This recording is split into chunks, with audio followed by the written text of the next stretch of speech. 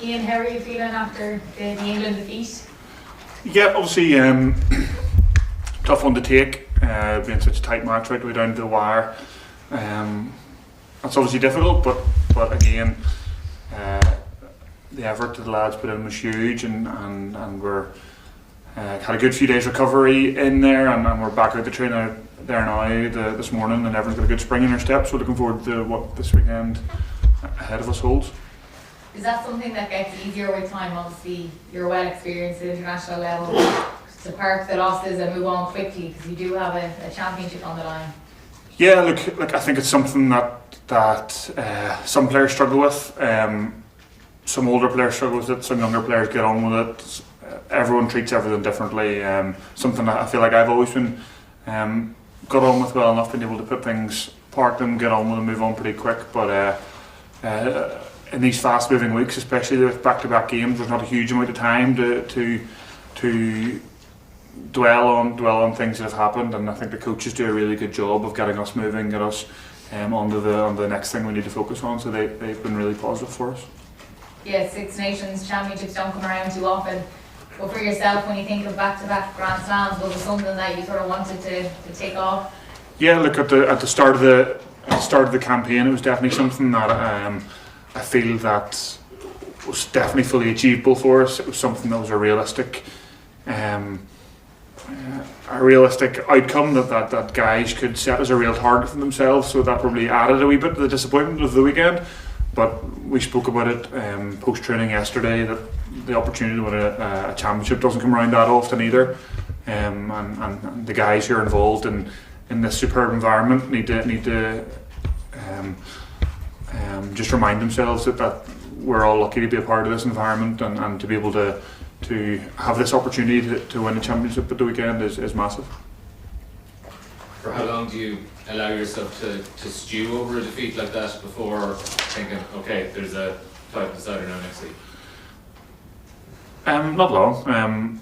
Like, you carry frustrations, and a lot of guys get on with it, and I would get on with it pretty quickly. After the game, you'd be fine. I wouldn't carry too much foul form. Obviously, when you go back to review it, it's hard enough watching at times, and when a few things haven't gone your way, or a few things you haven't done as well as you know you maybe can do them. That's a difficult bit there, and then the reviews. But the rest of the team are feeling that exact same way. You're although as isolating as it feels, everyone's in the same boat together, and that's kind of reassuring in some ways. And then, like I said, the coaches get us moved on pretty quick under our next task, and that's very beneficial. The two defeats, New Zealand and England, like most people kind of consider that their best performances for quite a while. Is it a reality of the good record you've had in recent years now that you are kind of getting the best version of an opposition each week? You're the team at the start of the calendar where they're putting the pin in and saying, we're playing Ireland on this day. Yeah, it's a good place to be. And when you get to be in such a privileged position to be that team where people want to try and knock you off, like, it is difficult to stay there, and difficult to maintain records, and difficult to push for things because everyone's vying for a shot at you. And fair play to England. I thought England were excellent at the weekend. I thought the way they came out and the way they started the game was fantastic, and probably they deserved to win that, I would say. But it doesn't make it any easier to take, but you can definitely feel that when teams play us, they want to try and rattle us. Brilliant. Iain, you've had good days and bad days at Twickenham. Was that as hard a day as you've had, just with everything that was on the line? Yeah, like it was definitely tough. Like I said, they're fair play to the English lads. They fronted up, and I thought they were excellent. That was probably the most together performance I've seen them. I've seen them probably as a group put together. So fair play to them. It's tough for us to take, but a lot of the lads fought right the way down to the wire, as I said, and we were in it right until the very end. So probably not one of our best performances, but to be still in it right at the very end on not one of your best performances, it's given us plenty to work on, and plenty of things that we know we can fix up going into this last game. How would you sum up your Six Nations personally to date? Because it's been a wee bit stop-start just with the injury and things like that? Yeah, probably ever so slightly frustrating, but like I'm long enough in the tooth that I can just kind of ride with these things and try and not get too bothered by it. It's been great to see young lads, see Big Joe coming in. He's been around obviously now for a year, 18 months, and I've been able to see him growing into the player he is now, and it's great to see him getting the opportunity, and other lads stepping up and leading us to the position we were able to potentially have been in this weekend, but again we still are in this weekend of winning a championship, which is massive for us, and those lads, it'll be big and exciting for them, and hopefully after the weekend we'll be able to celebrate well together. Do players like that just make you want more out of your game? You know, when you're training with Joe and fighting for your place, does it give an extra? Yeah, no, it makes you want to train better. It makes you want to prep them better. It makes you want to kind of often when you're not playing, it makes you feel that like you're sort of your test match, if you like, is throughout the week, and to prep them, and then you get a good buzz out of seeing them doing something really well at the weekend that you know that you've prepped, giving them good pitches throughout the week, trained hard against them, and giving them the best opportunity to be the best version of themselves at the weekend. So no, I do take a lot of pride out of that, and a lot of enjoyment out of seeing those guys go really well at the weekends. What do you think Jack Crowley's take into the number 10 jersey?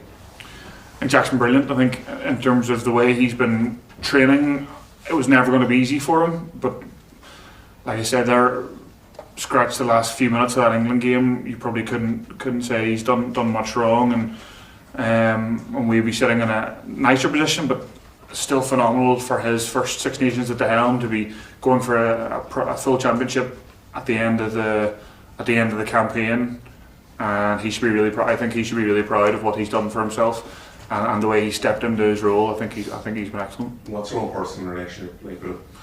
I get on really well with Jack. I think he's a brilliant lad. I've said that to him before. I think he speaks really well in meetings. I said it to him probably a year, 18 months ago. I thought that he came across really well in his first campaign his first camp when he came in. And obviously it's a difficult position to be in that sort of number 10 spot when you're behind Johnny. But he's done really well, and he's constantly open to learning and constantly open to making not only himself but everyone around him better.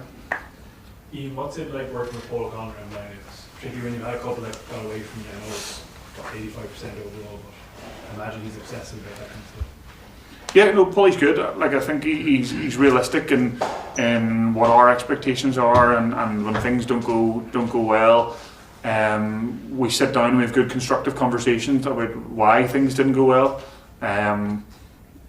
More often than not, it's not down to who often gets the blame, be it the hooker. Often it'll be a wrong movement, and it's difficult for anyone to say that a line-out's not done correctly because they don't know exactly what line-out the team's trying to do. It could be a yard or half a yard.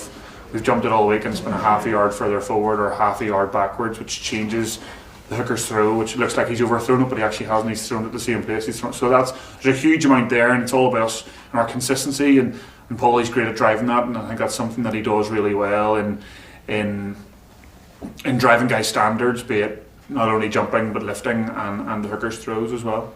How hard is it when there is a loss not to compound it, I guess? Because there obviously, I feel like big moments, and even if you look at Pete's yellow card that came from the line being stolen, is it hard to recover from those moments? Yeah, I think it's something on the whole we're really good at, but maybe we weren't so good at the weekend, being able to just shift our focus from something negative that's happened and not back it up again, like you're saying. As a group, generally, if you look at us historically, I feel like we've been good at that. Whenever something doesn't go well, or two or three things don't go well in our favour, be it down to our own mistake or anything else, we're usually quite good at getting on with the next thing, having trust in the guys around us, not having to go and fix problems ourselves, and maybe one or two of us or more than one or two of us were doing things probably out on our own a wee bit the weekend, which is out of character for us, which we've addressed and chatted about this week. So Cian, last question. When you're coming off the bench on Saturday, what are the messages that you're being given? Are you being asked to change things? Is it kind of trying to do the same thing better? What's it like in that? The weekend past? Yeah. Probably when we were coming off the bench there, you wouldn't have direct messaging right to you. When I came on, there were 3 or 4 of us coming on at the same time. We kind of know we want to come on, we want to make sure we're doing our roles really well, we want to make sure we're adding confidence, but also being as collected and calm as possible to the squad coming on. We would have a fair chat beforehand, be it between if the scrum halves are coming off the bench and or the halfbacks, knowing what way we want to see the game. We'll have discussions with Jack and Frolls. It was kind of having several discussions of how we want to try and see a game out. We'll try and give ourselves different scenarios, be it yellow cards or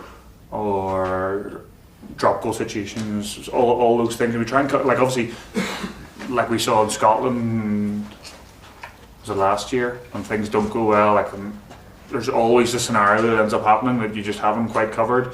But the more experience you get, the better guys get at handling those scenarios. So just coming on, making sure they're bringing the best version of yourselves and doing what you know you can do well. I think that's kind of what a lot of guys come off the bench try and do. Is it almost tougher then in that regard, coming off the bench, because you don't know what scenario you're coming into, whereas from the start it's more of a set defined game kind of thing? Yes, I know from the sideline when we're on the bench, you'll see the guys whenever they're on the bench together, they'll constantly be like talking about stuff. They'll be going over what scenarios they have talked about. This might pan out this way. We'll be watching how they're defending. We'll get an idea. Be it me and Berto last week discussing how England are defending their lineouts, what lineouts are defending Ireland lineouts, what lineouts might work against that, and you almost get a wee leg up in some aspects. Other aspects, it's like you say, you're not 100% sure of what's going to be happening when you're coming on. So it's easier, but it's also tougher. Thanks, Ian. Thanks, guys. Thanks, guys.